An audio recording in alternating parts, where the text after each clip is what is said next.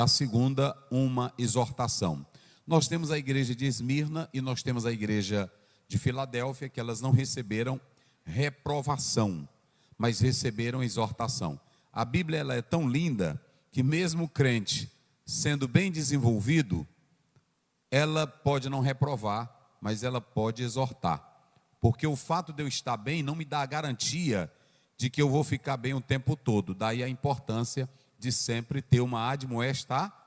E esse é o problema nosso.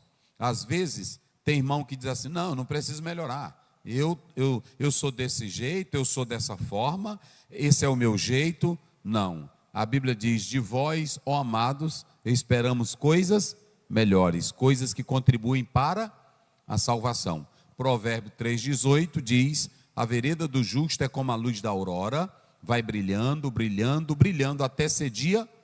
O dia perfeito ali é o meio-dia, mas ali está apontando para uma vida espiritual que chega ao seu ápice. Então você não pode parar. Essa ideia de que você é perfeito, ela não tem cabimento bíblico. Filipenses 3, Paulo diz, eu prossigo para o alvo. Você pode ver o 14, coloca lá, Jorge, por favor. Eu prossigo para o alvo. Então você percebe que o apóstolo São Paulo, ele não era um teleios, ele não era completo na essência. Nenhum homem de Deus, nenhuma mulher de Deus nesta terra, por mais que ele ore, por mais que ela ora, não é perfeito. Em absoluto, não é perfeito. Coloque isso na sua mente. Não há perfeição absoluta em nós. A perfeição absoluta é só em Deus. Nós não temos alcançado. Olha o que o Paulo diz aí, eu prossigo para o alvo.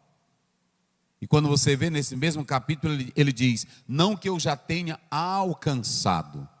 Se nós já tivéssemos alcançado, estaríamos na escatologia finalizada. E lá em 1 João capítulo 3, o apóstolo João diz a partir do verso 2, amados, ainda não somos o que havemos de ser, mas quando ele se manifestar, nós o veremos e seremos semelhantes a ele. Está aí, porque assim como ele é, o veremos. Entendeu?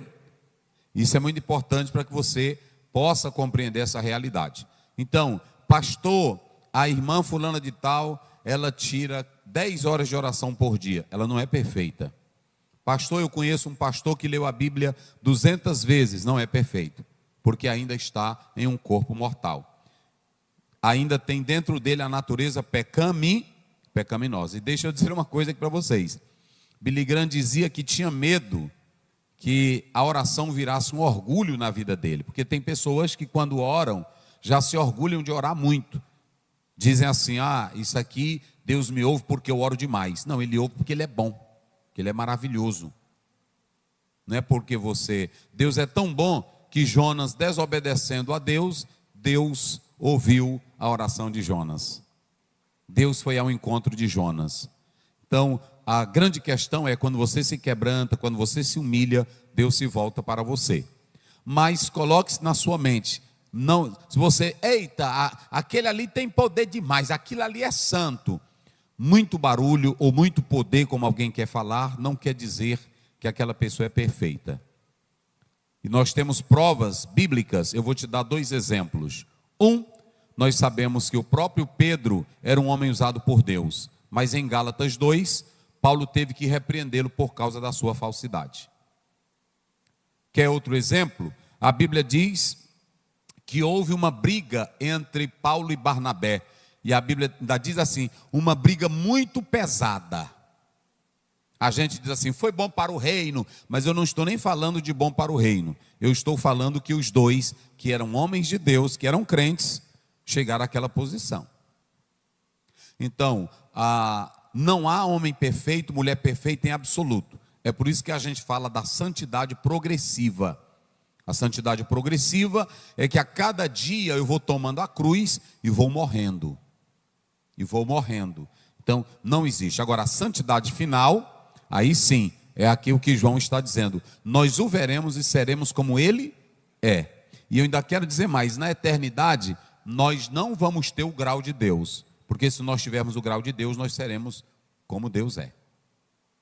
Lá eu vou ser um ser diferente, com um corpo transformado, mas eu não vou ter o nível de Deus. Porque a Bíblia diz que Deus não dá a glória dele a ninguém. Então, muito cuidado. Você não é Deus, e lá no céu você não vai ser Deus. Assim como ele é. O corpo glorioso que Jesus recebeu, nós vamos receber um corpo glorioso. Mas só quem tem, por exemplo, a onisciência absoluta é só Deus. O homem nunca vai ter, mesmo estando no céu. Porque se no caso ele tiver a mesma onisciência de Deus, ele chega ao nível de quem? De Deus. E ninguém toma a honra e a glória e a posição de Deus. Então, baixa esse teu fardozinho bem aí, deixa de se amostrar, deixa de querer ser grande, deixa de fobar que ora, deixa de fobar que é usado, porque você é um ser com o evangelho de Deus, um tesouro de Deus, mas é um vasozinho velho de barro. Pronto. Você é uma natureza pecaminosa, você é um ser falho e que precisa da ajuda do Espírito Santo para não viver dominado pela carne. Por isso que em Gálatas 5,16 diz: andai em espírito e não cumprireis o quê? Os desejos da carne. Daí a necessidade de nós buscarmos, ok?